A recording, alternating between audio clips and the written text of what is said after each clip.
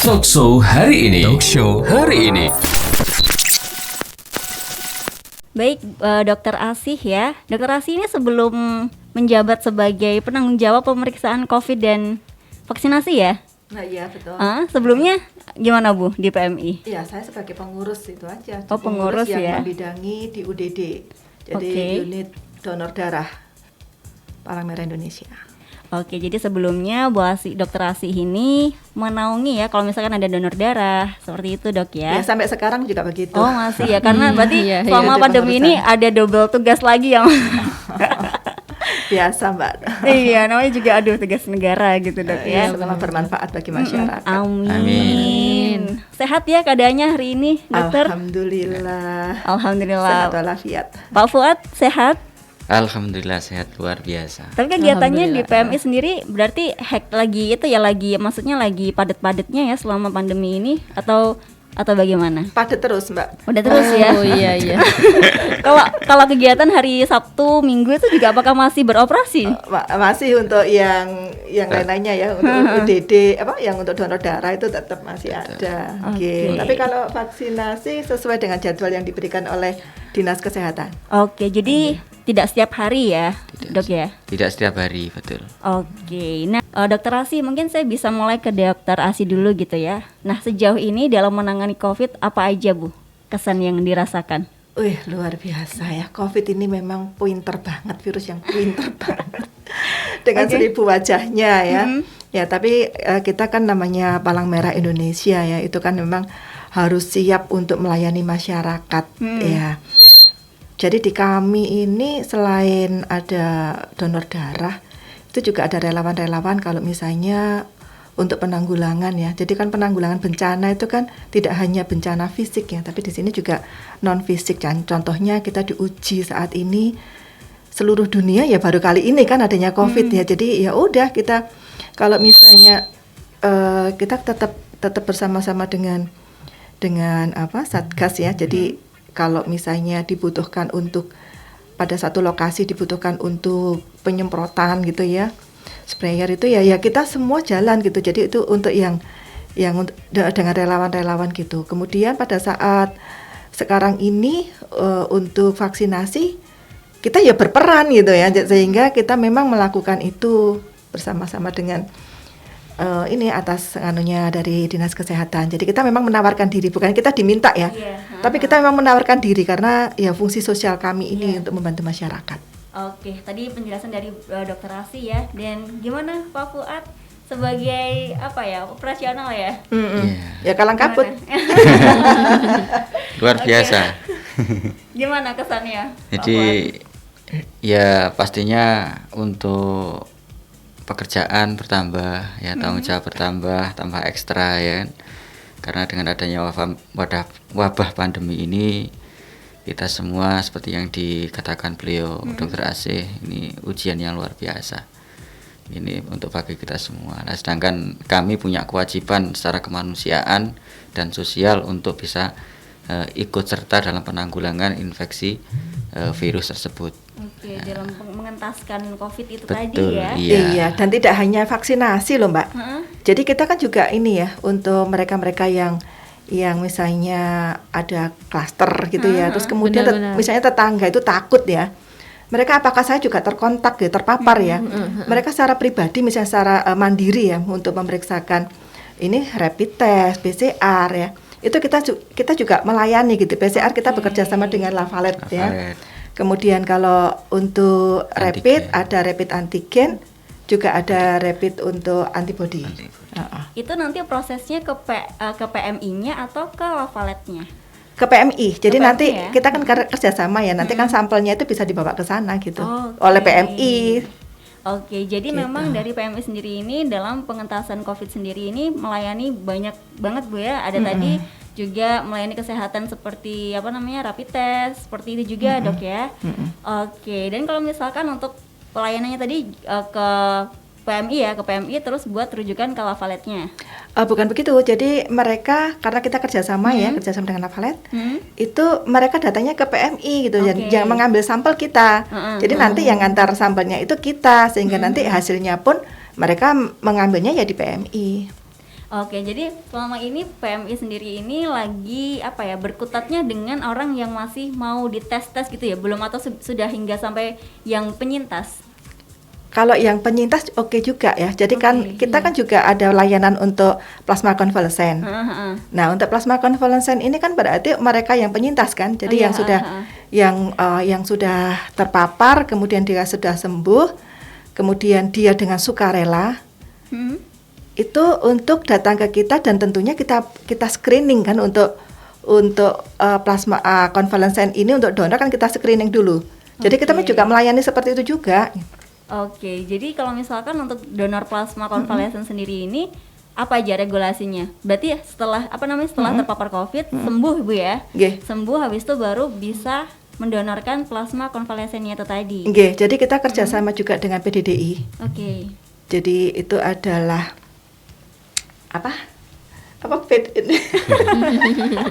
Persatuan Donor Darah Indonesia. Saya juga sebagai wakil ketua, tapi kebanyakan singkatan ya. Kebanyakan istilah jadi lupa. Nanti juga jam 10 ini juga ada audiensi dengan wali kota juga dengan PDDI. Makanya tadi saya nyusul saya bilang gitu ya. Jadi dengan PDDI, kemudian dengan teman-teman dari Superhero, Plasma Hero. Ya, yang dikomandani sama Dr. Aryani dari RSSA itu. Ya itu kita sosialisasikan gitu ya, kita sosialisasikan dan kita di medsos pun juga kita kirimkan untuk linknya, link. Jadi kan kadang-kadang kan mereka tidak mau untuk misalnya tidak mau datanya diketahui ya, kalau untuk disebarluaskan. Tapi kan dengan adanya link tadi itu kan langsung dengan PMI. Jadi ini dulu juga nih Dracula juga beliaunya.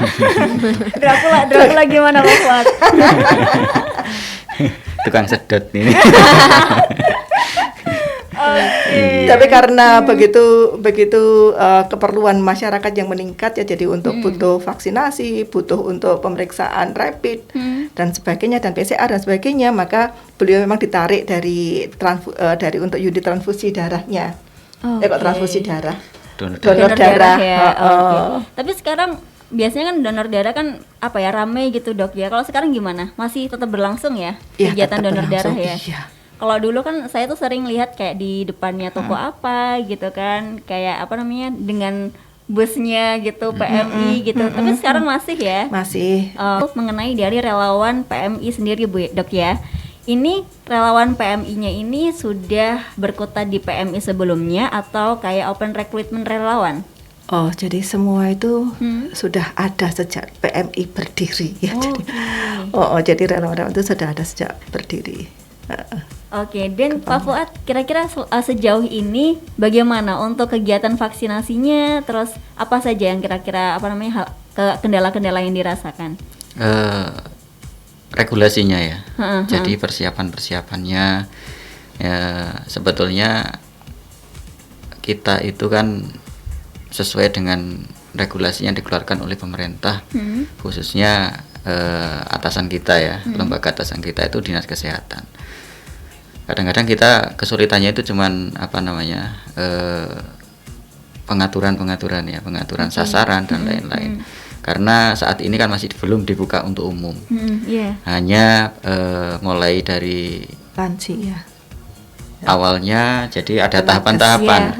Tahapan yang pertama itu dari tenaga kesehatan yang kemarin sudah selesai ya. Tahapan tenaga kesehatan sudah selesai. Meskipun belum mencapai 100%, tapi kita harus usahakan karena kita harus segera menginjak sasaran yang lain. Saat ini ada di tahap kedua, yaitu yang publik. Jadi petugas pelayan publik, termasuk dari kedinasan, terus tokoh agama ya, yang melayani masyarakat ya. Jadi, dan juga lansia yang karena rentan. Nah karena lansia ini kan ini kan bukan dari layanan publik juga ya. Nah ini apakah semua yang sudah terdata ini sudah bakal 100% hadir atau bagaimana Dok? Ya jadi memang bertahap ya. Jadi kan vaksin itu datangnya juga bertahap gitu ya.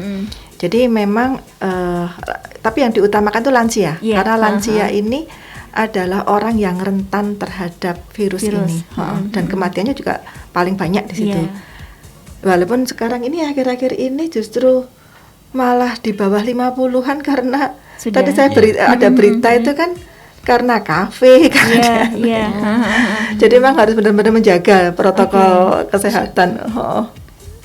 Oke, jadi berarti kalau misalkan kan data dari PMI sendiri ini bisa melakukan vaksinasi dari data Dinas Kesehatan ya. Nah, ini data yang sudah turun ini apakah lansia-lansia itu juga maksudnya hadir semua untuk penyuntikan vaksinasi tersendiri itu? Jadi ada ya belum ya. Jadi memang kan kita sendiri ya itu kan terbatas dari jumlah vaksinnya. Oke. Tentunya ketika kita mendapatkan vaksin ya Mas ya itu kan juga kita harus perhitungkan vaksin pertama dan kemudian yang vaksin kedua ulangannya. Sehingga kita ya harus fokus pada yang jatah yang diberikan oleh Dinas Kesehatan gitu ya. Jadi nggak bisa misalnya semua orang ke PMI gitu ya.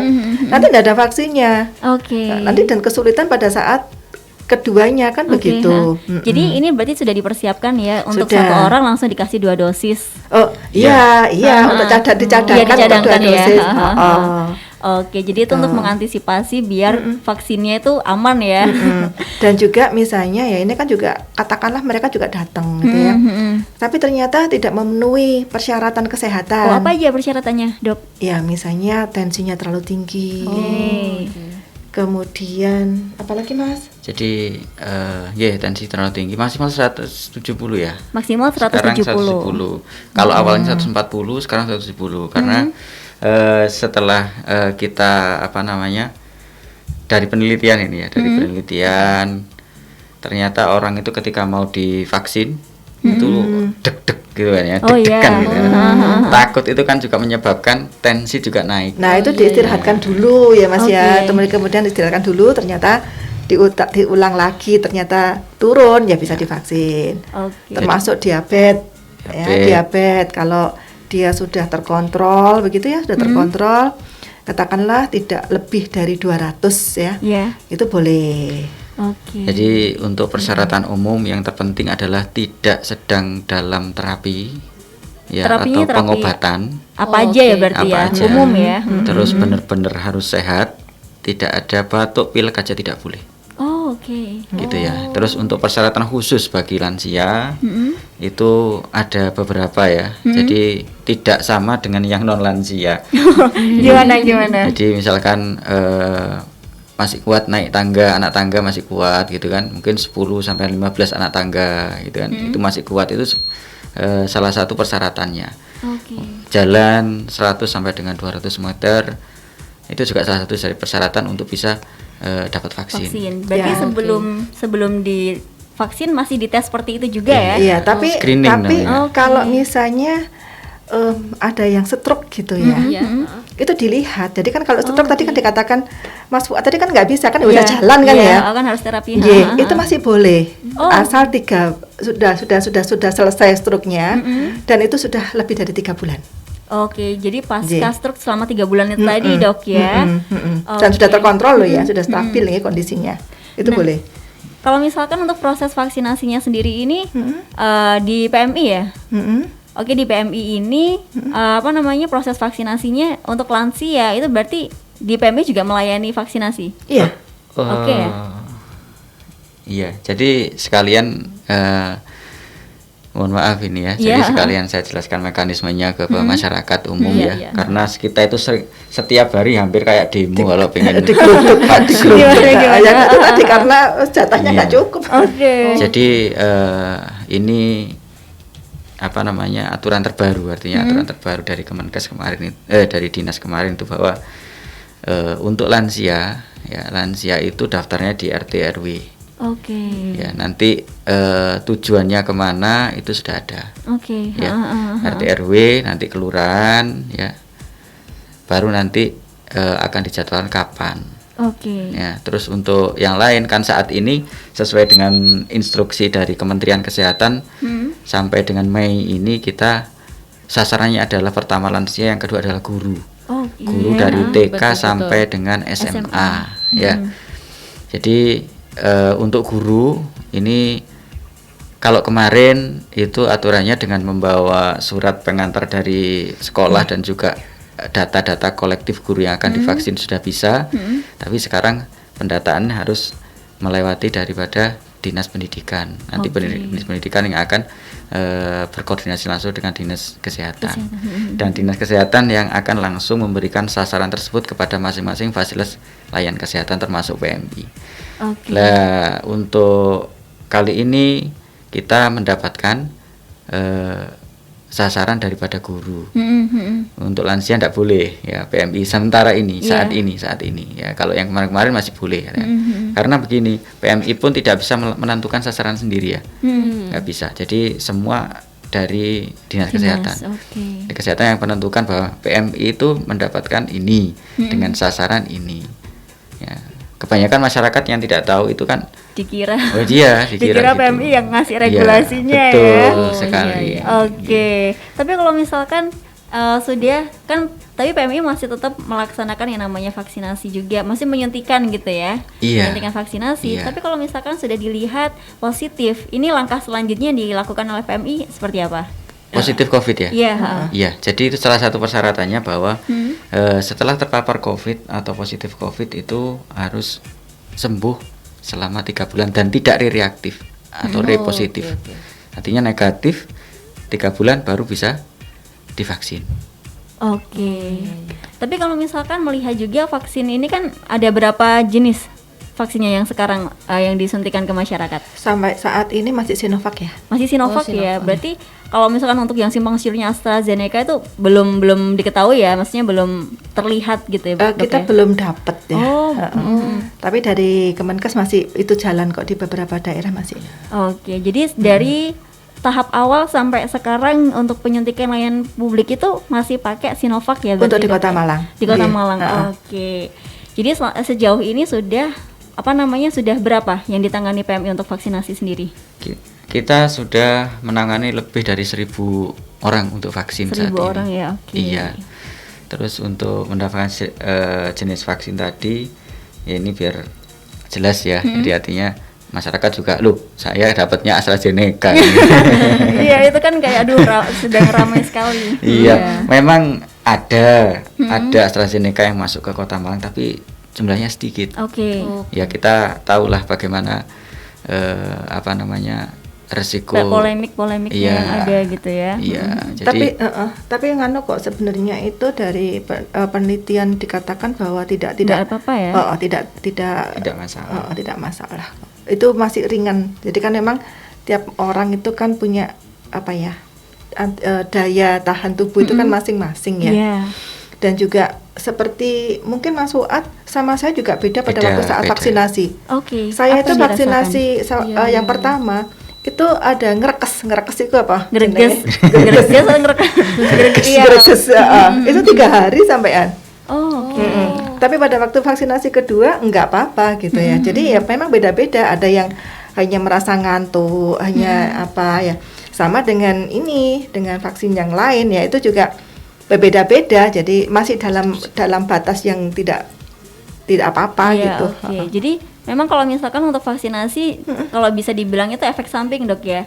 Efek samping dari vaksinasi yang kayak dirasakan Dokter Asi tadi kayak greges. Tapi nggak masalah Tapi kan, nggak karena masalah memang gitu karena ya. kan itu memang tubuh kita dimasukin ya virus yang sudah dilemahkan gitu ya. Oke. Sehingga otomatis kan ada lawanan untuk menyerang kan, sehingga menimbulkan antibodi. Itu proses yang biasa. Oke. Sama dengan pada waktu balita itu imunisasi DPT, DT itu Iya. kan juga ada rasa Pasti ya itu. gitu. Oke. Nah, Dokter Asi, ngomong-ngomong mengenai dari tes COVID sendiri ini kan macam-macam, Dok ya, ada rapid test, tes antigen, swab PCR. Ini yang membedakan apa, Dok? Dan mana yang lebih dianjurkan? Jadi gini ya, semuanya dianjurkan. Tapi tergantung dari waktunya. Oke. Heeh. Jadi kalau saat ini semua orang sudah divaksinasi, banyak yang divaksinasi, tentunya banyak yang reaktif kalau dilihat dari antibodinya. Ya, sehingga itu tidak bisa untuk sebagai andalan. Oke. Ya.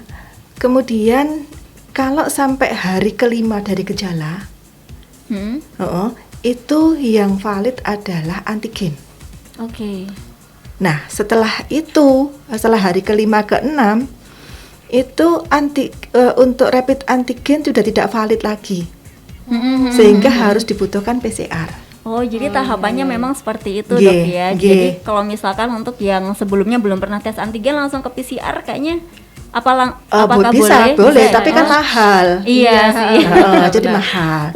Nah, sekarang yang lagi marak sekarang genus ya. Oke. Genus iya, itu ya. Untuk keefektifannya sekarang gimana tuh? Nah, itu Oke. juga efektif gitu ya. Tapi 30 menit sebelum genus Mm-mm. harus tidak makan minum dulu. Setengah jam, Dok ya. Oh. Itu bakal Ini mengaruh sebentar ke apa nanti itu? ini aku ngomong begini nanti orang jadi di luar sana kalau gitu aku tak makan minum. itu bisa menyebabkan false negatif gitu loh. Oh. False negatif apa false positif ya. Jadi yang jelas False positif. false positif ya. Jadi yang jelas 30 menit sebelum itu bisa menjadikan seakan-akan positif gitu kan. Padahal sebenarnya dia negatif, tapi karena habis makan dan minum itu bisa menjadi Positif. Positif itu tadi. Oke. Berarti untuk genus sendiri ini kevalitannya juga berdasarkan dari 30 menit sebelum makan Iya. minum, Dok, ya? betul. Oke, tapi kalau misalkan untuk sekarang genus ini apakah sudah dilakukan di rumah sakit, di PMI sendiri atau bagaimana? Kalau di PMI belum ya, tapi ini itu suatu hal yang mungkin untuk membantu masyarakat itu pilihan ya. Karena kan juga harganya murah, kemudian Iya. juga masyarakat lebih murah gitu kan. Heeh. Yang masih digunakan di kereta api ya, Mas ya. Kereta api sama bandara. Hmm. Bandara sekarang juga Bandara sudah sudah mulai. Oke. Ya, Sudah mulai bisa genus Bisa. ya. Oke. Dan kalau misalkan selama pandemi ini kira-kira program kerja yang dilakukan dari PMI sendiri apa saja? Mungkin dari Pak Fuad. Oke, jadi dalam rangka penanggulangan COVID ini ya, ini PMI sudah komplit sebetulnya. Ya, Oke. mulai dari pelayanan masyarakat dengan tim ambulan yang khusus pelayanan COVID, ya itu juga ada pemeriksaan dini COVID mulai dari rapid test, ya, terus PCR itu juga sudah ada. Terus kita juga melakukan kegiatan vaksinasi, ya, sampai dengan plasma convalescence, ya. Oke. Convalescence ini artinya sudah lengkap. Kurang satu sebetulnya. Apa? Harusnya ada rumah sakit lapangan khususnya rumah sakit lapangan PMI khusus pasien COVID 100% sudah. Gini Mbak, doain ya. Amin ya, amin. Enggak, bukan itu. Bukan itu, Mbak, doain. Enggak, kita kan juga diinstruksikan oleh PMI pusat ya, bahwa kita harus mempunyai klinik gitu. Oke. Iya, Dalam benar-benar. rangka juga ini ya untuk Penanganan ya. penanganan ini. Benar. Jadi doain ya, kita sekarang lagi Berusaha. mempersiapkan gitu. Oke, jadi nanti kalau misalnya ini sudah tersedia, PMI bakal utuh ya untuk menangani pasien juga. Iya, Iya. tapi kan Gitu ya? tetap yang untuk pratama ya. Jadi untuk yang rawat jalan aja. Ini Oh. belum lah kalau yang Biar komplit ya. Biar makin gede. Iya. Oke, tapi selama pandemi ini kemarin itu yang awal-awal juga PMI kayaknya juga melakukan penyemprotan desinfektan. ya tadi seperti- aku bilang yang sukarelawan tadi kan. Oh. Jadi kalau misalnya ada yang membutuhkan gitu ya, itu kita spraying dan itu gratis ya Mas ya. Oh. Oke, tapi kalau untuk sekarang juga masih ada kegiatannya. Masih, karena maaf ya di Kota Malang juga masih ada kan. Kemarin juga ada di Madiopuro itu masih sudah banyak yang mati ya. Kemudian Oke. juga ada di beberapa tempat yang saya lihat itu di WA. Iya, heeh. Di WA grup saya, di WA ini kan saya juga masuk di dalam grup pendampingan Pasien. pendampingan dari COVID ini Iya, ya. heeh. Itu pada bulan Februari Maret ya. Heeh. Itu landai banget, enggak ada. Jadi sampai kosong yang di WA isoman itu Iya. isolasi mandiri itu kosong, enggak ada orang yang minta untuk didampingi ya. Oke. Ini pada saat April ini mulai banyak lagi yang mendaftarkan diri untuk pendampingan. Pendampingannya meliputi apa aja, Bu? Ya, pendampingan meliputi bagaimana dia harus menghadapi sakitnya ini gitu ya. Jadi yang terutama dibutuhkan itu untuk tidur panjang. Oh. Jadi bagi masyarakat yang terpapar itu pertama tidak boleh stres dulu. Oke. Yang kedua harus istirahat panjang. Oke. Kalau bisa gitu ya, bisa tidur tok, bangun kalau hanya sholat. Oke. Tidur tok, bangun hanya kalau sholat. Makan itu nomor 2. Malah makan nomor 2. Makan nomor 2. Hmm. Makan nomor 2. Jadi utamakan karena kalau kita melihat zat gizi ya, Iya, itu kan protein zat pertumbuhan, Iya. lemak tenaga, karbohidrat tenaga, ya kan? Jadi perbanyak yang pertumbuhan dan lemak ini. untuk yang sakit saat ini. Itu saya mendampingi dan juga teman-teman mendampingi ya. Ternyata luar biasa. Dengan itu cepat sembuhnya. Jadi tidur tok. Kemudian itu tadi. Ya, karena apa? Karena ternyata virus ini itu suka pada gula yang ada di dalam tubuh kita. Jadi pengalaman teman-teman ya, teman-teman yang terpapar itu mengatakan pada saat terpapar tiba-tiba gula darah puasanya itu naik banget gitu loh. Padahal tidak ada riwayat untuk diabetes gitu ya. Nah, rata-rata seperti itu gitu. Jadi artinya bahwa virus ini memang suka dengan gula yang ada dalam tubuh kita. Nah, jadi kurangin gulanya ya. Oke. Tapi kalau misalkan tadi kan yang disarankan dokter Asi kan nggak boleh stres dulu dok ya. Ini apakah bakal ada kayak efek samping yang agak serius gitu kalau misalkan biasanya kan panik dok ya? Langsung turun antibodinya, langsung parah gitu loh. Jadi malah semakin mudah untuk menguasai imunitas gitu berarti itunya COVID-nya. COVID-nya semakin ketawa dan merajalela. Iya benar. Oke. Jadi ini pengalaman ya. Saya mau cerita pengalamannya. Jadi ada teman misalnya ya, beliaunya itu OTG. Oke. OTG artinya tidak punya gejala. Benar-benar. Tapi saudaranya ya itu ternyata meninggal karena COVID, gitu kan ya. Saudaranya meninggal karena COVID. Dia kan stres. Iya. Akhirnya dia bergejala juga gitu loh. Padahal sebenarnya tadinya tidak. Inilah artinya ya sudahlah. Sekarang memang masa pandemi. Yang utama adalah kita tetap harus tersenyum, harus bahagia. Oke. Berarti kuncinya bahagia ya. Iya, kan soalnya bahagia tuh meningkatkan imunitas. Iya, tapi karena bahagianya terus lalai ya jangan. Iya, jangan. Karena sekarang sering lo ya lalai. Iya, sering lalai karena sudah divaksinasi. Aku superior. Ya. Tapi tidak menutup kemungkinan juga kan dok ya kalau habis divaksin terus habis itu terpapar lagi bisa kena lagi? Bisa. Jadi vaksinasi tidak merupakan jaminan untuk tidak terkena. Oke. Tetapi jaminan kalau terkena, jaminan apa deh ya? Kalau tergantung dari paparannya. Kalau paparannya itu virulensinya tinggi, artinya virusnya banyak, waktunya lama, ya otomatis daya tahannya kan jatuh gitu kan. Jadi tergantung itu juga. Tapi minimal kalau toh dia terpapar, dia tidak akan jatuh lebih jauh lagi. Oke, tapi kalau misalkan olahraga yang disarankan untuk penyintas sendiri atau makanan-makanan yang disarankan, apakah ada dok? Iya. Jadi tadi saya katakan pada saat tadi kita terpapar, tadi kan saya bilang kalau saat terpapar tidur. Oke. Tapi untuk konsumsi makanannya apa yang harus diatur? Ya tadi aku bilang gula ya. Protein yang tinggi, gulanya dikurangi. Oke, iya. Gula dan karbohidrat dikurangi ya. Itu yang Jadi kalau saat tadi terpapar ya, terus kemudian kita olahraga, tambah turun. Oh, malah tambah turun ya dok? Juga. Jadi para olahragawan ya itu jangan sampai overdrive. Artinya saking semangatnya untuk meningkatkan imun. Benar. Olahraganya diperkencang gitu ya, Dipush dibanyak gitu ya. Nah, selama olahraga itu adalah mencederai dari organ tubuh kita. Maksa berarti. Jadi pas selama olahraga ini mencederai. Dia akan baik kalau dia pada waktu istirahat. Oke. Jadi ketika dia banyak terforsir ya, akhirnya justru imunitasnya rendah. Itu yang langsung bisa dimasukin dengan ketawa oleh virusnya. Oke, tapi ngomong-ngomong sekarang kan juga sudah masa bulan puasa juga dok ya. Ini kegiatan vaksinasi gimana sekarang? Nanti secara agama beliau ya. Saya hanya mengatakan untuk dari sisi yang saya tahu ya. Jadi semakin bagus kalau pada puasa ini kita vaksinasi. Tadi saya katakan kan bahwa virus ini suka pada gula-gula yang ada di tubuh kita.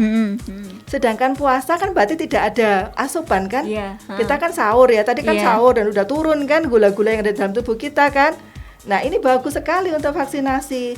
Karena tubuh kita siap untuk tidak memberi makan virus itu. Malah dianjurkan dok ya kalau puasa ini malah lebih menurut saya ya, menurut saya seperti itu pengetahuan saya. Jadi lebih kuat kita untuk menyerang virus-virus ini. Tapi kalau misalkan sekarang ini proses vaksinasinya untuk jamnya ini jam berapa dok? Apa juga siang hari atau? Ya terserah jam. Terserah kan? Ya. Jadi tidak, ya maksudnya tidak ditentukan apa namanya efek sampingnya kalau misalkan lagi enggak. puasa nggak Enggak. ada Nah, dok justru ya. makanya tadi kan semakin baik tubuh kita untuk menerima. Oke. Kemarin pun saya juga begitu, tidak makan dulu malahan Oke, untuk malah, divaksinasi. Kemarin kan minggu yang kemarin ini kan sempat ada gempa juga kan dok ya. Ini PMI gimana nih untuk menangani gempa yang di Malang? Mungkin Pak Fuad bisa. Ya, kalau untuk apa namanya gempa yang kemarin melanda kita semua ya. Oh, dia di terutama kabupaten Malang. Di kabupaten. Wah, Dia rumahnya lebih kerasa ya berarti ya, Pak. Memang kerasa. Iya. Jadi dari PMI Kota Malang sendiri sudah memberikan apa namanya bantuan baik tenaga dan lain-lainnya. Benar-benar. Ya sudah dikirim juga apa namanya tenaga relawan untuk membantu saudara-saudara yang kita di sana. Oke. Tapi kalau misalkan kan di sana tempat pengungsian juga ya di sana Iya. itu ya. Ada tempat pengungsian. Apakah juga ada pemeriksaan untuk apa ya mengira-ngira biar nggak ada klaster baru COVID atau gimana? Pastinya. Mbak, kita kan di Kota Malang ya. Oke. Jadi ya itu Oke. tadi sebatas untuk membantu Iya, untuk iya. teman-teman relawan itu, tapi Iya, kita iya, tidak menanganin untuk yang lebih serius dari itu. Oke. Kan Jadi di sana juga ada PMI. Oh, gitu. iya, iya. Oh, saya kira tuh PMI di Malang ini sudah mencakup sama Kabupaten Malang Oh juga. tidak Mbak, jadi kita adalah Tanahnya. PMI Kota Malang, Iya, kemudian di Kabupaten Malang juga ada. Kebetulan beliaunya emang rumahnya di kabupaten, dia itu luar. Luar kota. Luar kota. Nah, Dok, sekarang kan ini juga varian-varian baru COVID ini kan juga menjadi momok Dok ya untuk masyarakat ini. Kira-kira gimana Dok menurut pandangan Dokter Asih dari varian COVID ini? Jadi ya yang penting ya, walaupun kita sudah divaksinasi atau tidak ya, yang penting adalah memang kita harus protokol kesehatan. Iya. Itu yang harus diutamakan. Itu aja sudah. Benar-benar. Jadi kita melihat kan sekarang di India ya begitu ada Iya, iya. bukan hanya peningkatan loh, itu tsunami loh itu. Iya, Tsunami COVID. Lah iya. Ya itu tadi karena memang tidak jaga jarak dan mereka sudah banyak yang terimunisasi ya sehingga mungkin merasa bahwa udah herd immunity. Iya. Jadi sudah ketika berapa persen ya itu 70% masyarakat 60-70% masyarakat itu divaksinasi, maka itu terjadi namanya herd immunity. Iya. Kalau herd immunity maka yang sudah vaksinasi ini bisa melindungi yang lain. Oke. Sehingga tidak sama dengan waktu Indonesia dulu Awal ya. bebas polio misalnya ya. Iya, iya. Itu kan juga gitu karena semua diimunisasi polio maka polio akan hilang. Heeh. Sama ini juga diharapkan begitu, semua divaksinasi akan hilang. Ya. Tapi kan ketika semua lengah, ya tadi kan saya bilang bahwa semua orang itu mempunyai daya tahan tubuh masing-masing. Iya, berbeda-beda. Berbeda-beda. Tadi kan juga bilang juga bahwa vaksinasi tidak menjamin 100% untuk Iya. tidak, kan begitu. Terkena. Apalagi ketika misalnya yang vaksinasi kedua ini belum menimbulkan imun, atau katakanlah yang pada waktu tahap pertama saya sudah vaksinasi, pada tahap pertama itu belum keluar imunnya, Oke. baru pengenalan gitu, baru setelah vaksinasi kedua itu baru dia terbentuk, dan itu pun terbentuk yang tinggi ini setelah 1 bulan dari vaksinasi kedua. Oke. Nah ini mungkin aja, kan banyak juga ya yang katanya habis vaksinasi meninggal gitu ya. Iya. Iya, iya, benar. Meninggal karena COVID. Ya itu mungkin sebelum divaksinasi dia sudah Kena Iya. COVID sudah itu ya. kena gitu ya. Karena kan tidak ada pemeriksaan untuk PCR dulu Iya. baru diimunisasi kan tidak. Tapi alangkah baiknya memang pemeriksaan dulu, Dok ya. Ya Iya. pemeriksaan di sini adalah secara apa ya, dasar aja gitu loh. Kalau semua di PCR dulu ya nggak akan bakal selesai. Oke. Untuk imunisasi ini kan, jadi kan memang kalau sehat ya sudah, itu pun kejadiannya hanya beberapa aja, tapi ini adalah bukti bahwa vaksinasi itu tidak menjamin 100%. Nah, sama dengan tadi di India misalnya, karena merasa bahwa sudah divaksinasi maka tidak perlu lagi untuk menjaga jarak, tidak perlu lagi pakai masker, Oke. gitu kan. Ini seluruh dunia Mbak yang naik ini trennya. Lah iya makanya. Tapi kalau misalkan untuk apa namanya kayak varian-varian baru ini biasanya tercipta apa namanya bereaksinya nih berdasarkan apa, Dok? Jadi gini, Sinovac ini juga dikatakan efektif untuk mencegah dengan variasi yang lain, varian yang lain gitu ya. Jadi kalau misalnya variasi-variasi lain, itu tadi ketika kita tetap pakai protokol kesehatan, ya udah Aman dia ya? jangan sampai masuk ke kita kan, Iya, gitu iya. aja. Jadi kuncinya tetap benar-benar protokol kesehatan, Betul, Dok ya. makanya tadi aku ingetin, Mbak pakai masker ya. Oke, dokter. Dan ngomong-ngomong sekarang udah di segmen terakhir Konselor Gracia, mungkin dokter Asi atau Pak Fuad bisa ngasih pesan apa gitu untuk Konselor Gracia, mengingat juga sekarang masih pandemi, terus vaksinasi juga masih secara bertahap, Dok ya. Iya. Oke. Ya, baik para pendengar sekalian. Jadi kita tidak tahu kapan pandemi ini akan berakhir. Yang kita tahu bahwa kita harus tetap melakukan protokol kesehatan di mana saja. Termasuk di sini kita tahanlah untuk rasa rindu kita kumpul-kumpul seperti dulu. Aduh, iya dok. Iya. Karena era new normal itu memang semua harus new. Yang tadinya dulu bahwa kita harus bersalaman, Benar. harus mencium tangan, Iya. berangkulan, itu adalah masa lalu dan itu harus tetap kita pertahankan untuk ke depan tidak lagi seperti itu karena new normal. Oke, pembaruan lagi dok ya. Ya, dan banyak istirahat dan juga jangan stres. Itu aja Mbak. Iya. Oke, terima kasih mungkin Pak Fuad. Dari Pak Fuad tadi yang mau disampaikan. Ya sedikit saja ya. Oke. Untuk pendengar semuanya, perlu diketahui bahwa vaksin itu bukan satu-satunya yang bisa membebaskan kita dari vaksin, dari COVID ya. Jadi 5M plus 1V ya. Apa itu 5M, 1V-nya? 5M itu menjaga jarak, pakai masker ya, dan lain-lain, mencuci tangan ya, tidak berkerumun dan lain-lain itu ya. Terakhir adalah vaksin. Itu hanya sebagai pelengkap. Iya. Vaksin itu adalah sebagai pelengkap tadi, tapi bukan satu-satunya bahwa ketika kita sudah vaksin bebas, tidak Oke. begitu ya. Terus secara hukum bahwa vaksin ini diperbolehkan sesuai dengan fatwa MUI ya, diperbolehkan yang dikeluarkan oleh MUI tanggal 16 Maret kemarin, secara kaidah-kaidah fikih dan dikaji oleh para ulama itu diperbolehkan. Jadi yang sebelumnya itu ada wacana vaksin malam hari dan kita sudah bisa untuk melakukan vaksin di siang hari. Oh ya. iya. Talkshow hari ini.